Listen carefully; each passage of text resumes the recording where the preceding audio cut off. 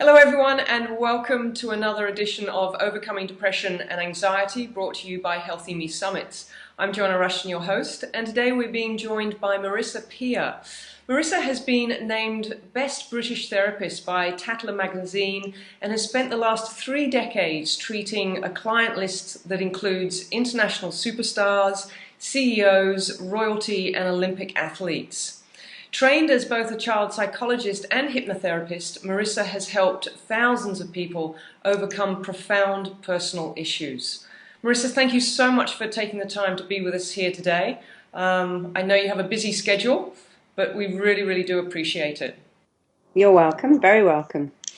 So I have to say, first of all, I know I mentioned this to you just a few moments before we both came online, that I listened to you for the very first time at your keynote presentation at the Awesomeness Fest. And I was just, blown away by the simplicity, but yet the wisdom, and a message that I really feel so many people, the entire world, need to hear, because it really comes back down to some raw truth that we all need to embrace more often about ourselves. So before we jump into kind of a little bit more about what you spoke about on Awesomeness Fest, can you just first of all share a little bit about your journey and what inspired you to get into psychology, hypnosis, and the self-mastery of the mind? Sure. Well, I trained to be a child psychologist, which is a great job, except you have 3 patients. So it's a really hard job because you have mum, dad, and child. And it's quite hard to do the work with a patient you need to most do the work with. And I found it all I was a bit disillusioned with it, really. And in the end, I left child psychology and went to California and taught aerobics for Jane Fonda, which was actually much more fun than being a child psychologist in dreary north of England, where I trained. And I loved working for Jane. She was an amazing girl. But I was fascinated already with the mind. And actually, this was in the 80s, but it was really interesting because every third girl in our workout studio was bulimic or anorexic or body dysmorphic or exercise compulsive. And by the time I left, actually a lot of guys were too. And so I was really intrigued by what is going on in people's minds that make them have this ongoing battle with food. And people would come in and go, had a cold and I've just realized these cough sweets have got so many calories in them, so I've got to sit in the sauna or go on the exercise bike with the flu just to burn off the calories. It was a kind of madness. So I found this hypnosis training school, this genius of a teacher, and I began to train there thinking, well, this is great. I can teach my classes for Jane all day, have a private practice all night, and just work with eating disorders, which I did. Was incredibly successful, eventually so successful I had to give up the teaching for Jane altogether. And then very quickly I diversified much more into what's going on in people's minds, and I worked on a lot of television shows and wrote a lot of books. And because I got voted the best therapist, you then get access to really people at the top of their game, top rock stars, royalty. And it was so interesting. They had the same problems as somebody who worked in a bakery. They never felt they were good enough. And so over a period of years, I was able to condense down the basic root of everyone's problems, which means I could give them a much better cure. And so that was my background. And now I still see clients, I still write books, but my passion is speaking. I love speaking, and I speak all over the world. And I you're love what so I good do. at it. You are so good at it. The way you can encapsulate an audience and hold their engagement and deliver such amazing information and wisdom, but also with humor as well, which I think Yeah. is so important. I think we absorb it so much better when it's, when it's sprinkled with a little bit of humor as well. Yeah, definitely. I mean, I've always used humor, even as a therapist, the ability to make your clients laugh, even when in their deepest bits of despair. It works, and they remember it too. So you need a bit of humor. We We do, all we need do. We humor. know the power of laughter and Mm. the Oh good, yeah, absolutely the good neurotransmitters that they elicit. But yeah. you talk a lot about collaborating with the brain, and you talk about doing so in order to rewire the brain. But you share that there's 4 insights that we really need to know and understand about the brain in order to actually rewire it for the results that we want. Can you share what those insights are? Yeah. So when I was at training to be a therapist, one of the first things my teacher said to me was, the brain is really complicated and it takes a lifetime to master. I'm like, well, how's that going to work then? Because I haven't got a lifetime to work with my patients and they haven't got a lifetime to work with me. So I always found that rather disappointing way to start. The brain takes a lifetime to master because who's got a lifetime to work it all out? By the time you do that, your life is over. But then, because I worked with so many clients, I began to understand that you only need to know four things about the brain. And the first thing and the most important is your brain does what it really believes you want it to do or what it thinks is in your best interest to do. So if you're two and you get bitten by a dog, for the rest of your life, your mind will set off a panic reaction when you see a dog. It's like, oh no, dogs upset you and dogs scare you. And if you're 16 and you think, oh my God, I could be pregnant, my parents will kill me, it'd be the worst thing that could ever happen, your brain is like, right, I've got that. You never, ever, ever, ever want to have a baby. And of course, that's what unexplained infertility is 30 years later when you do want something. So if you imagine you stand up in school and try to read out the word stomach as stomach, and all the children laugh at you, your brain will always search for what's caused you pain. Your brain's job is to find out what's caused you pain and then to make sure you avoid it for the rest of your life, because avoiding pain is the only way we survived on the planet as caves people. So 20 years later, you want to give a meeting, you want to give a presentation, you want to go for an interview. And as you walk in the room, your brain's like, what are you doing? This is pain. You're going to stand in front of all those people and speak. Don't you remember when you were 6 and they all laughed at you and you swore you'd never do it again? And then it goes, oh, you're not listening to me. Why don't I just give you a panic attack or an ulcer or a migraine or the flu? So your brain does what it really believes you want it to do. And if you've ever said to yourself, oh my God, I'm dreading next Wednesday's meeting, what I would give to get out of it, your brain's like, leave that with me. And next Wednesday you wake up with the flu and you can't go to the meeting and your brain's like, you see, gave you what you wanted. And we've all done it. We've all said, God, I'd love to have a week off just lying around. Your brain's like, flu.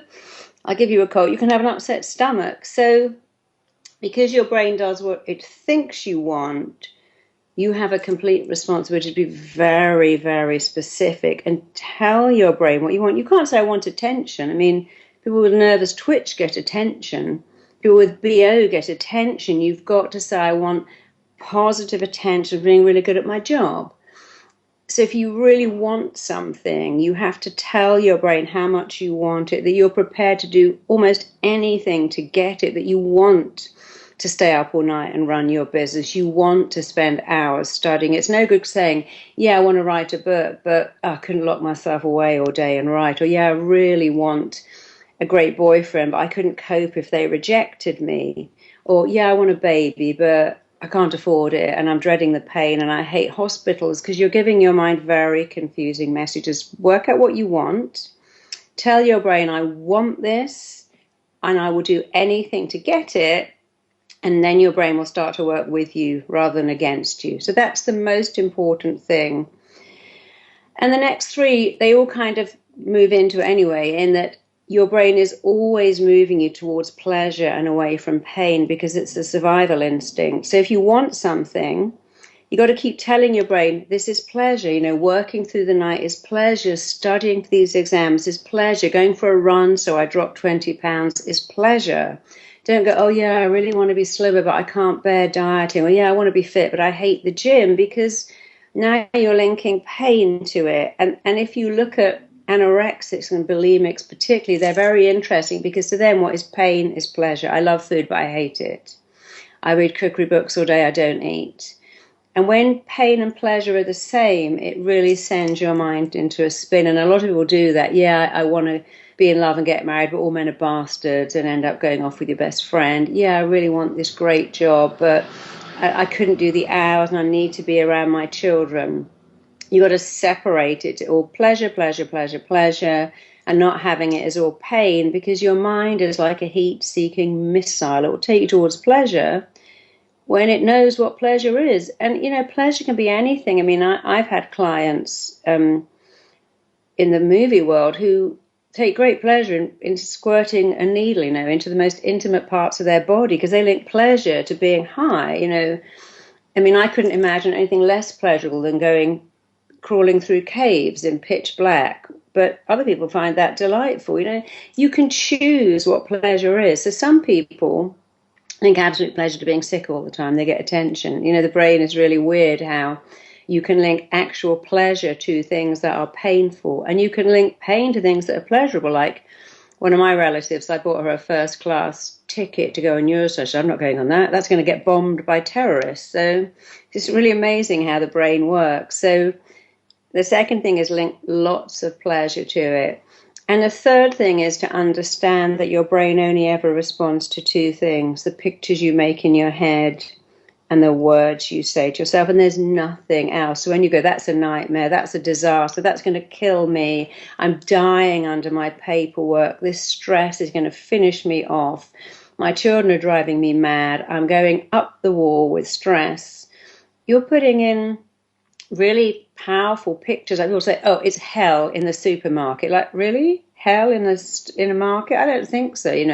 Hell is not having any money to go to a market and buy food. So, I see that a lot with people getting on planes and go, oh, that plane looks like a flying coffin to me, and I'm scared it's going to get blown up. And of course they can't fly. Other people go, yay, I love flying. I've got 8 hours to read, be waited on, sit in a chair, watch a movie, don't have to answer the phone.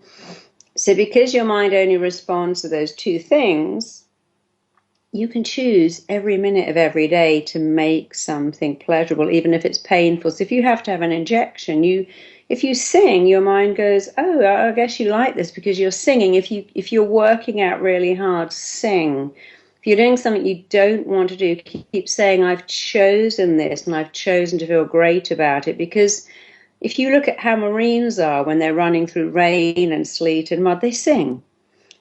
And they sing because their mind understands they like it, and then it shuts down resistance. If you start anything going, I hate this and it's really boring, your mind will say, well, why don't I let you procrastinate? So you got to remember, your mind responds to the pictures and words you make, and you can change those at any time. And people who have phenomenal success will link pleasure to everything they do, even the hard stuff. They don't use words like, oh my God, it's a disaster, it's a nightmare, it's hell. They go, well, it's a challenge, having 4 kids and being a lawyer is a challenge, but I chose that. I wanted 4 kids and a law job, so that's my choice. They don't bitch and moan.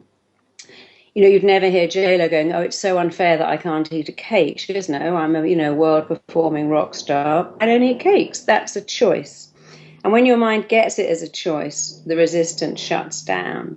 And the final fourth thing is that the mind loves what is familiar. And that is the hardest thing for therapists like me to work with, that the mind really likes what is, and it wants to go back there. So I've worked on a lot of shows where we'd make over women, put them on a diet, give them a trainer, give them a chef, make them look amazing. And the minute the cameras stop running, they'd order a pizza and take off all the makeup and put an old tracksuit back on again. And it's very interesting that the brain loves what is familiar. Again, we're so wired from tribal times. It was safe if we stuck with what was familiar.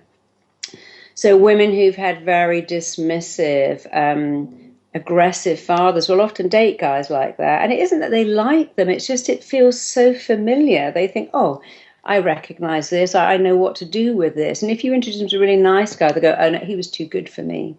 What they're saying, he was so unfamiliar, I didn't know what to do with that. So people who've never been praised but always been criticized, if you praise them and go, oh, I loved your book, they go, it's terrible. I left out the best bit and it didn't come out right. And if you say to them, that was a lovely meal, they go, oh, I burnt the pudding, or I forgot to put the stock in. They will reject praise and add in criticism.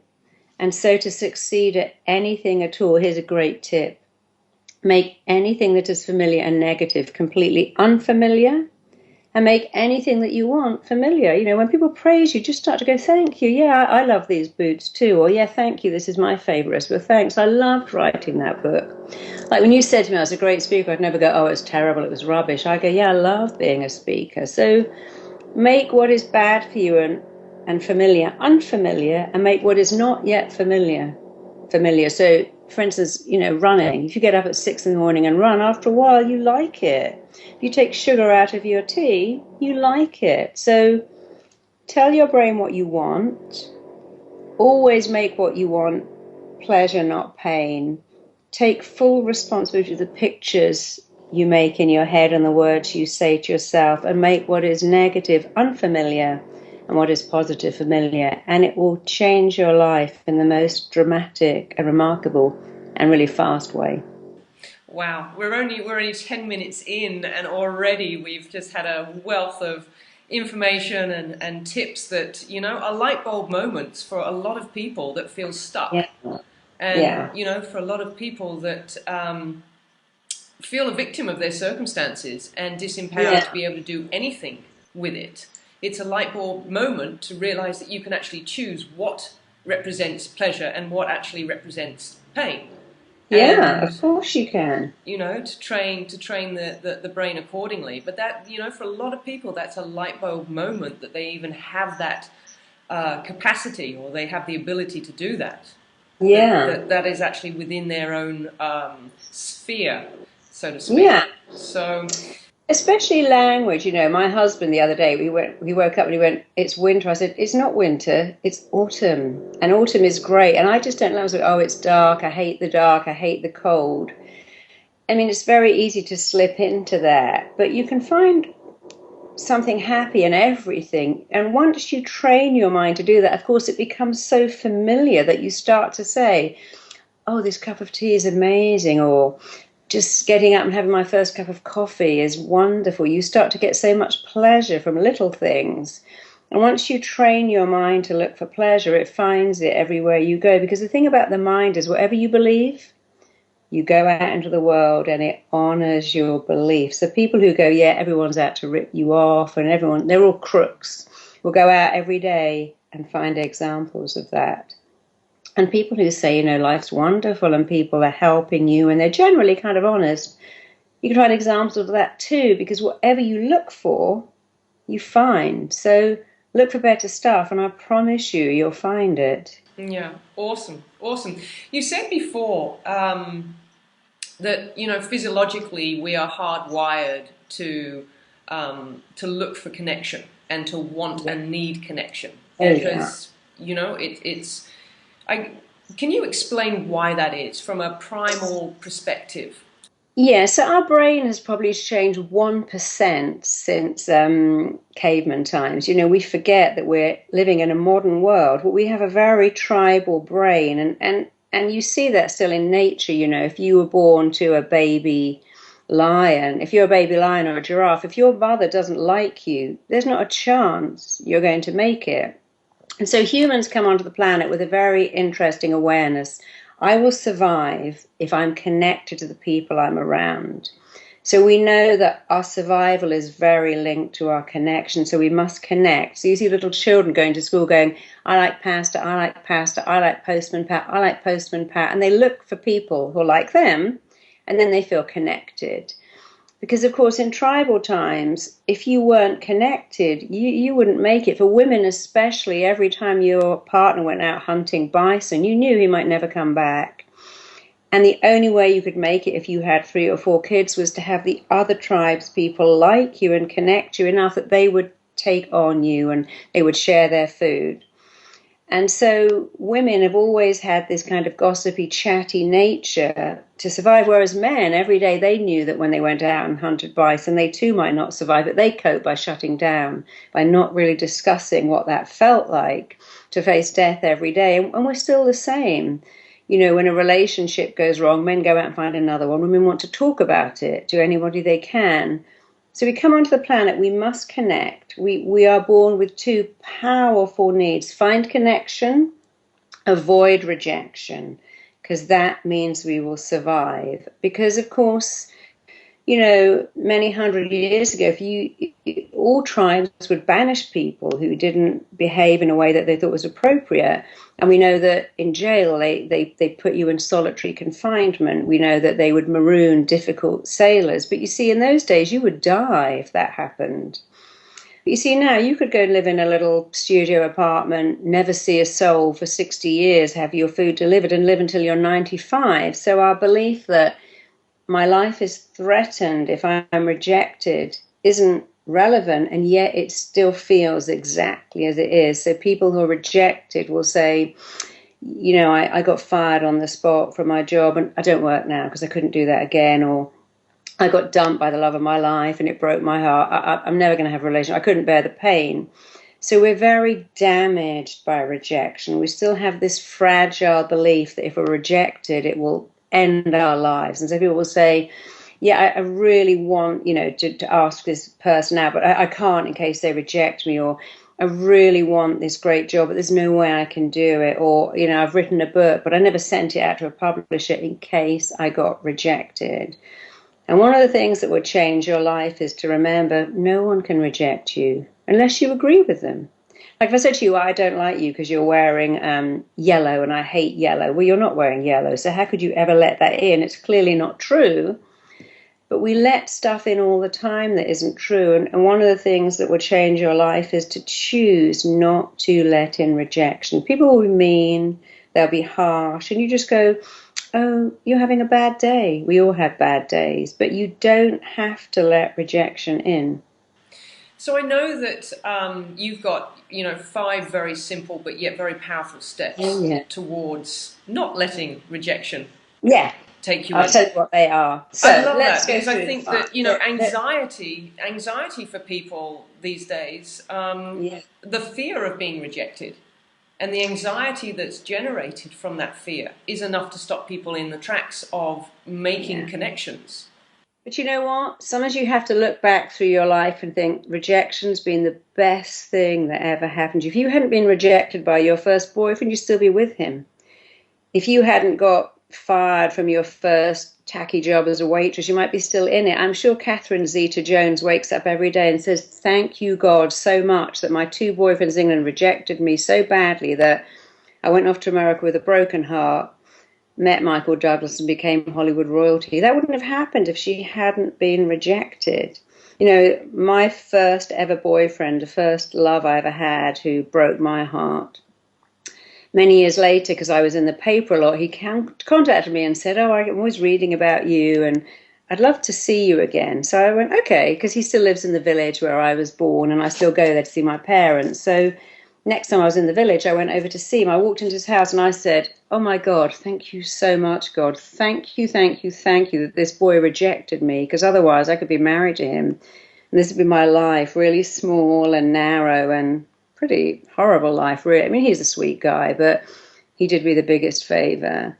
And, when I got fired from a job that I really loved, and I was working in a gym, and I got fired. It was a complete mistake. And I was devastated. I was their best teacher. I couldn't believe they would even fire me, but they did. And I went straight out to another gym. And luckily, their best trainer was just about to go and work for Princess Diana. So they gave me the job on the spot. And I met the love of my life in that gym. And a month later, I moved with him to LA. And it was like, wow, that would never have happened if I hadn't been rejected. So before you see rejection as a thing that will kill you and destroy you and weaken you, look back at some of the favors it's done you. But here's the 5 ways to deal with rejection. The first one is very simple. If you have someone at work or a family member that goes, oh, you should never have cut your hair, it looks terrible, or that color really doesn't suit you, or I don't know why you bought that outfit, it makes you look really fat, or anything like that, you just say to them, thank you for sharing that. Because you see, when you say thank you for sharing that, what you're saying is that's your opinion. You can express it. I'm not even going to let it in.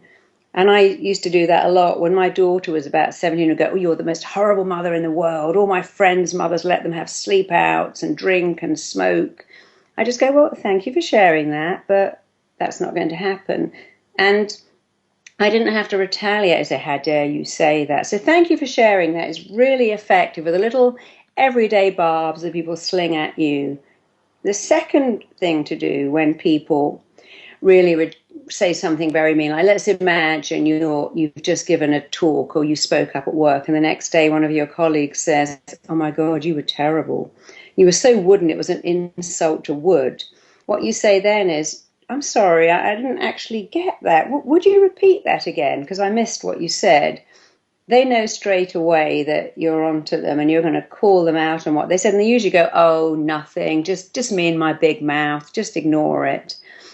And they usually will do it. And when they do, don't go off and go, no, no, I want you to say what you said. Say it again, say it again. Let it go. You've said to them, please repeat that because I missed it. They know that you're going to challenge them on it, and they will usually back off and go, oh, I'm just being silly, facetious, had a bad day, I haven't had enough sleep. Let it go. If they do happen to say, yeah, I said that you were the most terrible public speaker I've ever heard, and I was actually embarrassed for you, then you say to them, oh, okay, why are you telling me that? Are you trying to make me feel bad about myself? Amazingly, they normally go, no, no, not at all. I thought I should tell you that because maybe you could get some coaching at speaking or maybe never speak again and get a different career. But they're very rarely trying to make you feel bad about themselves. Usually when you say, why are you telling me that? They'll go, well, I think you should know, it will help you. When they do go, yes, I want you to feel terrible about yourself. We're now on to the fourth one. You go, well, that's actually not going to work because I'm just not going to let that in. That really works. And the fifth one is to say, but by the way, since we're sharing feelings, did you know that critical people have the most criticism reserved for themselves? They don't actually like themselves. And when you do this, when you criticize me and come at me, did you know that you're showing me and everyone else in this office that you're really dissatisfied with yourself? That will always shut them up because they know now that you've got them, and they may not stop being mean, but they will definitely stop being mean to you. So thank you for sharing that, for the silly things. I'm sorry, I didn't hear that. Please repeat it. Oh, why are you saying that to me? You're trying to make me feel bad about myself. And if they happen to say yes, you go, well, that's actually not going to work because I just won't let that in. And then the final one is to say, since we're sharing, did you know that critical people are really dissatisfied with themselves? Because we know that only unhappy people criticize. And it's so effective. I mean, I notice that my husband's children do that now. My daughter does it. So many people come and go, wow, those words. Thanks for sharing that. They're amazing because you don't take in the pain when you say that. It's a bit like a game of ping pong. When you put down your bat and walk away from the net, it can't continue. So they're great 5 things to do. Fantastic. That, again, great information for, for our audience, especially as I said, I think, having been in the situation myself, as we all have at some point until we learn how to respond to challenging situations, where we feel like we are being rejected. For a lot of people, the overwhelmment of just the fear of being rejected and the anxiety created from it will stop themselves being put into any kind of learning or growth situations that are actually going to benefit them because of the overwhelmment of that fear and the anxiety around being rejected. It stops them, stops them in their track. And those 5 tips that you've just given, could be the difference between someone next time going, you know what, I'm going to use those, I'm going to go out there and I'm going to see what happens, versus choosing not to do anything. Because our greatest fear is to be rejected, which is why the number one fear in the West is the fear of public speaking, and that's more common than the fear of death. I was hypnotizing someone to speak at a funeral, and he said, I'm so scared I'd rather be in the coffin, frankly, than giving the eulogy, because I am terrified. I mean, I've had male clients who actually couldn't get married because they couldn't walk down the aisle and have people look at them, and they couldn't give the vows. And I had one who fainted at his own wedding rehearsal when he had to give the speech, because this fear of being rejected is so powerful. But when you begin to think, nobody can reject me, who can reject me? For someone to reject you, they've got to know every single thing about you. And the only people who do that are the people that love you. And they can be rejecting, but they're usually doing it out of anger or having a bad day, but not letting it in. It really does change your life. And it's so powerful. I mean, I remember years and years ago when I was getting married to the love of my life that I met in that gym, and I asked my boss for some time off, and she said to me, yeah, your boyfriend's so gorgeous, how on earth do you keep him? And you think then, well, that's a kind of weird thing to say. And it's very easy to go, how dare you say that to me? Or what do you think I'm not good enough for him? And you can get very defensive or angry or start to cry. But I just smiled at her and said, yeah, it's called love. And but much later, obviously not the same boyfriend, someone else said to me, your boyfriend is so unattractive. Why are you even with him? And I'm like, that's what's so great about him. He's the most amazing person. And to me, he's really, really, really attractive. I didn't let that in. It didn't even hurt me. I just thought, isn't it great? He's obviously so amazing that I'm oblivious to what he looks like. But he looked very attractive to me. But you just have to learn not to let it in. People will always say mean, spiteful things. They often don't mean it. And we probably all said mean, spiteful things. And I learned very quickly with my daughter when she was little, if I had a bad day, I'd go upstairs and sit on the bed and I go, baby, I'm sorry, I was really mean today and really cranky, and you know I didn't mean it, and it's not about you. And one day she said, Mummy, were you having your pyramid today? Because I used to say, Mummy's having her period, it's making her a bit snappy. She said, yes, you're a bit snappy. I just thought you must be having your pyramid. And it's very good as a parent to own your meanness, to apologize to your kids, because they go out into the world and they see meanness. And then one day she came in and she goes, Mummy, my teacher was really mean today. I think she was having her pyramid. So she learned very quickly that when people are mean, it's not about her and not to let it in. And so if you own your own crankiness, that helps you too, because you're showing other people that it's not about them, and that when people do that to you, it's not about you. Yeah, beautiful, beautiful. You know, one of the things that I loved about your keynote that you presented at the Awesomeness Fest, you entitled the keynote "The Biggest Disease Affecting Humanity Today." Yeah. And I would love you just to elaborate how this particular human condition has, in your experience, literally become the root cause of so much depression, anxiety, and suffering.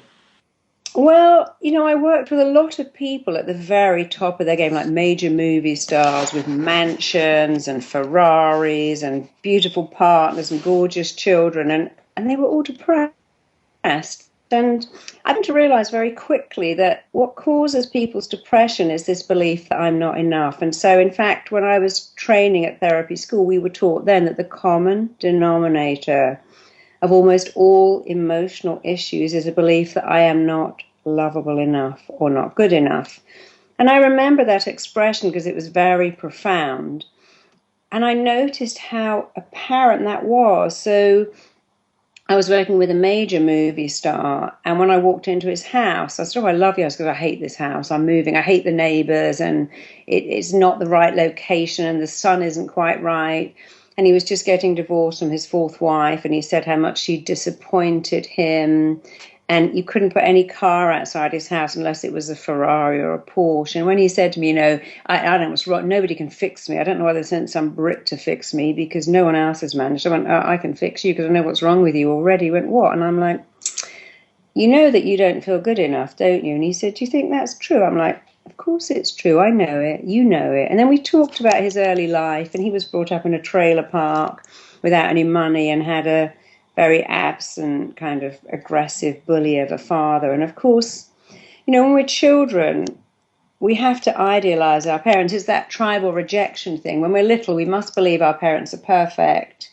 If we work out by the time we're 6 that our mother's mentally ill or our father's an alcoholic or our parents aren't very nice, that's so terrifying for us. It's better for us to think, they're fine, it's me that's wrong. I'll just keep changing and then they'll like me, then they'll love me. But of course, because it's not you, it doesn't work. But many children, if you look at Marilyn Monroe and Princess Diana, they are classic examples of women who grew up thinking, my mum left, my dad left. I mean, in Marilyn's case, both her parents abandoned her.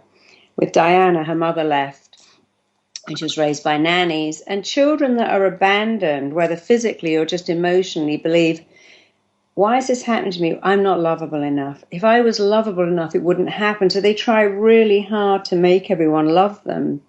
And of course, it doesn't work because it's the parents that are at fault.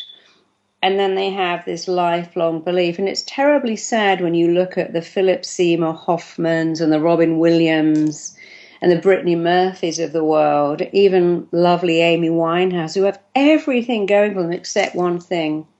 they never think they're enough. Comedians are fascinating because they're always so cranky and bitter and hostile inside, and they feel they've got to be funny every minute of the day. And so Robin Williams was actually a lovely person, but exhausting to spend time because he couldn't stop being funny. And when comedians go into rehab, they usually get kicked out because they cannot stop being funny because it's all they've got. And a lot of people who are actors feel they've got to constantly impress you because of this belief they're not enough. And so the more I saw how this I am not enough was behind all of my patients' problems, I then very quickly would start to shortcut them. So I was asked to go and work with a girl who'd been sectioned in a mental hospital, and she was a beautiful girl and very successful trader. I think she was making at least 2 million sterling a year, which is a lot. And she had a city house, country house, and she tried to jump under a train.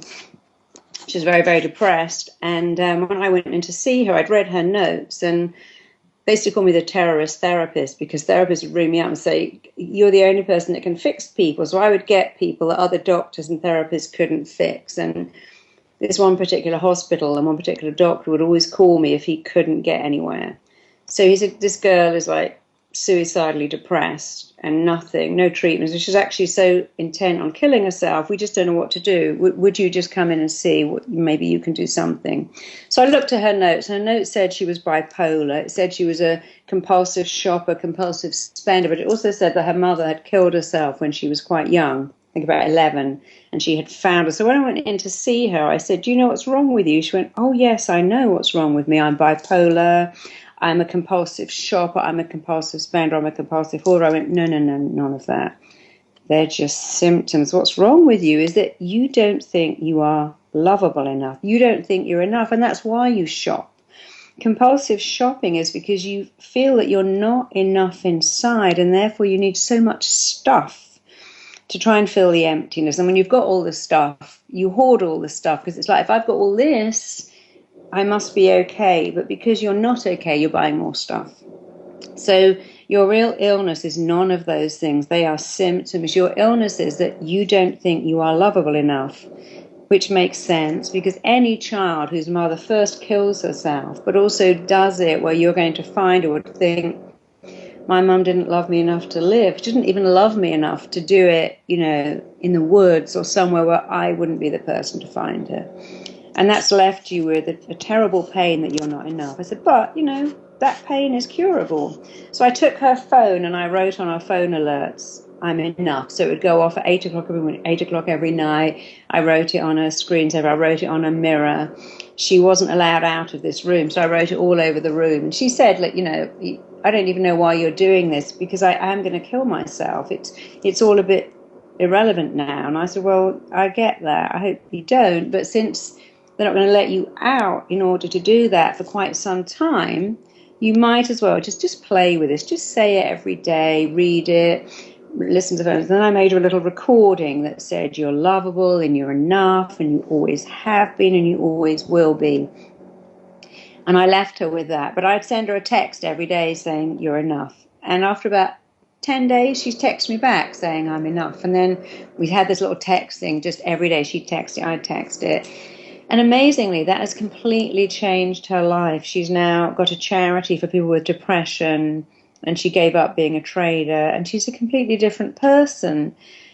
And it was quite funny because I don't know how her story got out, but she had like personal shopping accounts with all the big stores in London, like Harrods and Harvey Nichols, and she stopped going. And a newspaper had picked up her story and written about it. And then she was asked to go on television and talk about how she stopped being a suicidal shopaholic.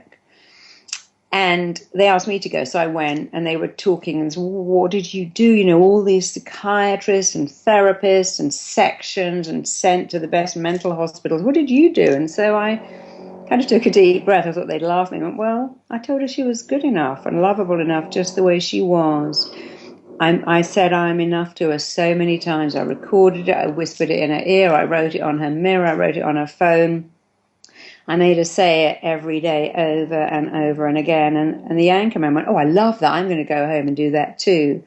But when I came back, the doctor who'd originally called me into the hospital rang me up and went, "Oh, I just saw the TV show." So what did you think? He went, "Oh, so depressing." I'm like, "What do you mean?" He went, "Well, I've been working with that girl for 7 years and you cured it in an hour." I'm like, "But you can do that cure. You know, you're a psychiatrist. You know the common denominator is they don't feel lovable enough. So why don't you make them feel lovable instead of doing all that?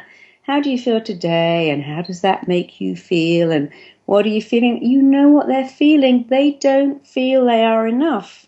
And if all therapists started with that, first of all, they'd cure their patients a lot more quickly and they get much better results. And I really don't understand why they don't. So I'm actually starting my own school in November, and I'm now teaching therapists the way to fast track all your patients to happiness, which is to make them believe that they're enough.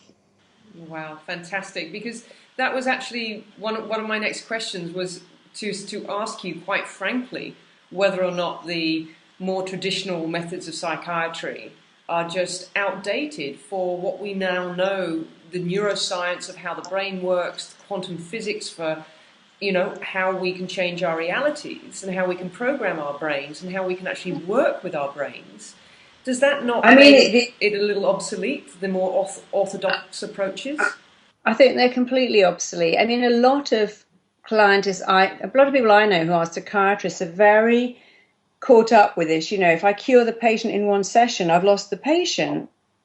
And I need, my patients to come in for 30 weeks or at least 10 weeks because that's my income and I need to spend a long time with them. And they don't really like to lose patients because they're losing.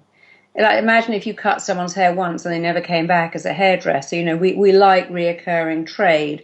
But it's a completely false belief because I've never advertised for clients in my life ever. And I've always had a full diary because people tell everyone, "Oh, I was feeling so terrible. I had this depression. I went to see this therapist. But in 10 minutes, they worked me out." It's like amazing. Now I'm not depressed. And we go, "Oh, give me the number. I want to see them." Or actually, my nephew's depressed. Maybe he could go. Or, "Oh, my neighbor's daughter, she's depressed. I'm going to tell her about that." And it's a much better model because when your clients keep coming back every week to talk about how they're feeling, they actually get really sick of you. But guess what? Most therapists, it sounds cruel to say it, but they also get sick of the client. Not because they don't like them, because after a while it's this, we're not making any progress here. And so the therapist feels like a failure. The client feels like they're being failed, and it doesn't really work. And even when it does work, I mean, I've gone head to head with many therapists on many shows, and I was on one with a psychotherapist who said, "You must go to psychotherapy every week for many, many, many years with the expectation that you won't get better, but you learn to live with yourself as you are." And I feel like saying, what is the point of that? You could do that sitting at home watching TV, or talk to your friends. So I am baffled of that old school of therapy, but, just because it worked once, we used to take people's appendix out as routine. We used to take people's tonsils out. A lot of the stuff we did, we now say that's not right. We now know that you shouldn't hang a baby upside down by its legs and smack it on its bottom when it's born. That's a terrible thing to do. Or shake them or cut or clamp the umbilical cord immediately, A lot of medical beliefs are changing, and I think a lot of therapy beliefs are changing too, in that just because it's fast, it doesn't mean it isn't effective. When you're in pain, I mean, you haven't got time. Imagine if you had heart problems, went to your cardiologist and said, "Do you know, my heart is really bad." And they went, "How does that feel? And how does that make you feel? And why don't you come in every Friday for you and we'll just talk about it?" It's like, no, I need a bit of if I had a migraine, I wouldn't want to go to my doctor every week and go, "Yeah, it's even worse this week than it was last week and it really hurts." I want them to fix it. And we live in a very fast world. And because the world is fast, people want fast cures. And they should get fast cures because they work. And there's something else you've just said there as well around, people wanting themselves fixed. Do you also feel that today, more than ever, we've lost self-accountability for our participation in our own healing path and our own journey? Yes, we need others to help and guide us, but I often, see with a lot of my clients a process where I have to start to make them actually accountable for their choices and for Yeah. what they're creating for themselves. And that in actual fact, I'm not actually fixing them, but offering them a path to them helping themselves. Yeah, I think we've lost accountability. I mean, I see that with a lot of overweight clients who come in and go, I don't know why I'm fat, I hardly eat. And when actually, when you write down all the things that they are doing, and they go, okay, and I had one client once, I was saying, look, what you're eating is making you fat. And, if you have toast and jam for breakfast, you might as well have a cake because it's all sugar. So you don't have that anymore. And I gave him something else. He went, I don't really want to do that. And I went, okay, well, that's your choice. And then I've had other clients who are morbidly obese who go, well, it's not fair. Why can't I eat whatever I want? I'm like, well, half the world can't eat what it wants for reasons of poverty or scarcity or, you can't eat what you want. It's just a fact of life. If you had an allergy to fish, you wouldn't go, it's so unfair, I can't eat fish. You just go, well, it's a fact, I can't eat fish. I mean, if I eat cheese, it makes me sneeze so badly that I don't eat it, but I don't bitch and moan about it. It's not the end of the world. There's other great things to eat. But I do see that with some clients who say, well, why can't I do whatever I want? Why should I? It's not fair. And it's like, well, life isn't fair. Start from there and, do the best you can do.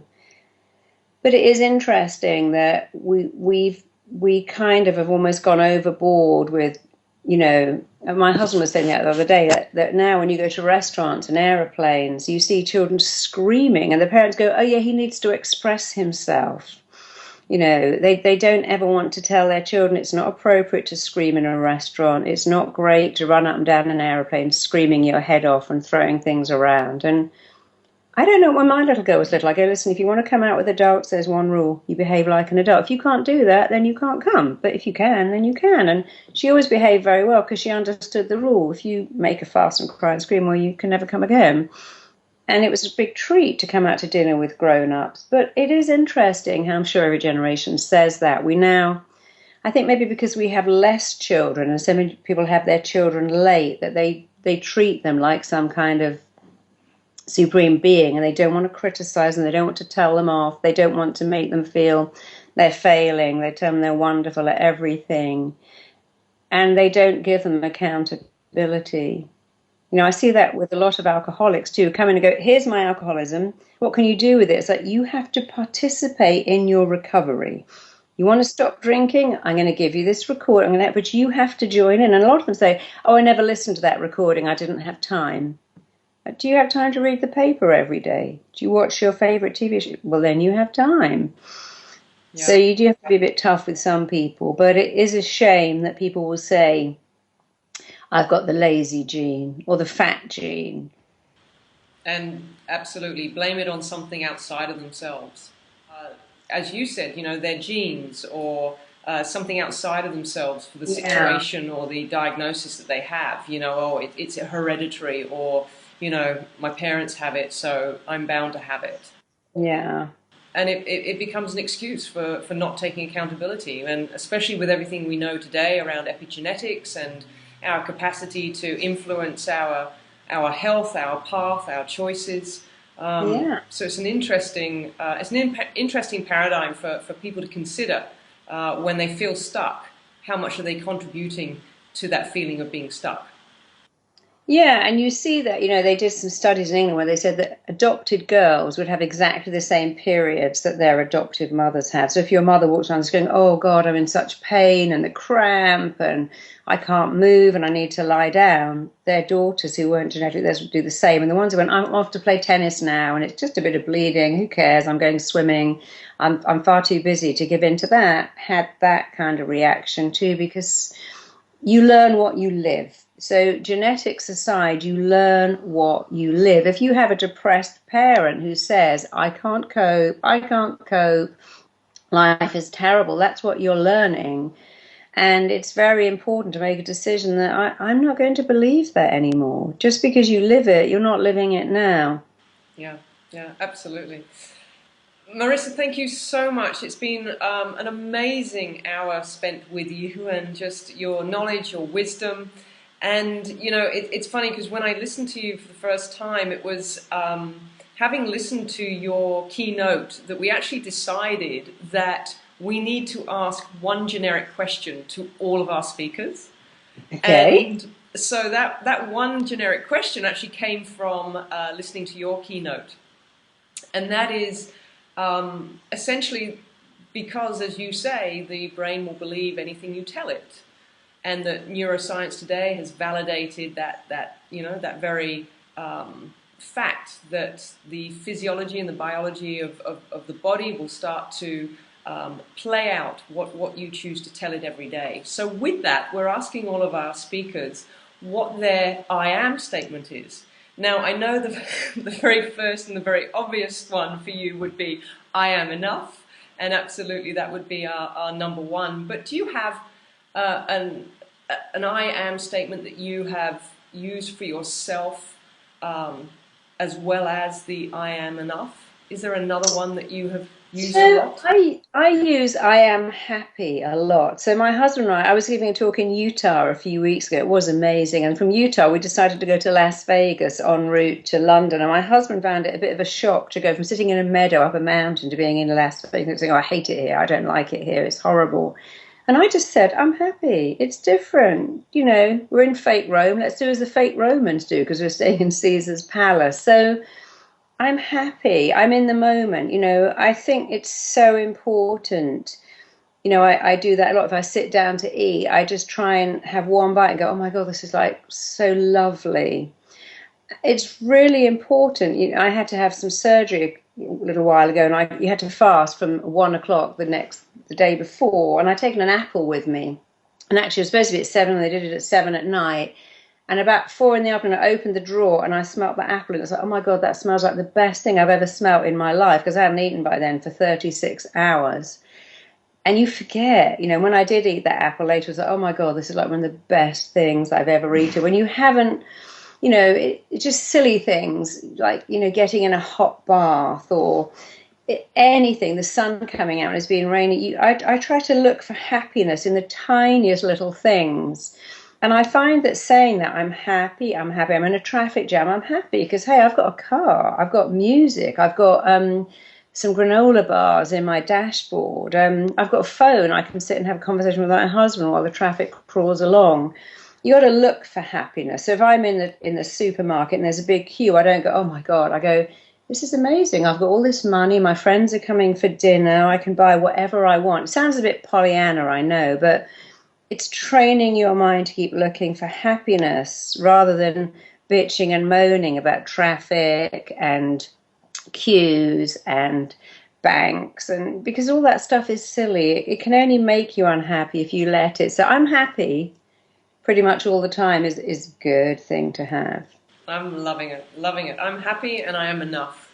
Yeah. Well, Yeah.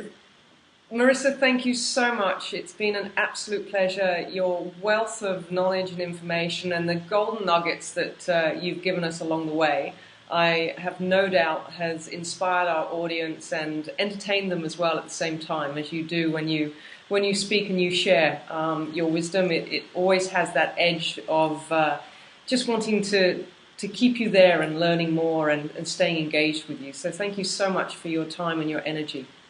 Well, thank you too. I've really, really enjoyed it. Awesome. Thank you. Thank you Take so care. much. Take care. Bye. Bye now.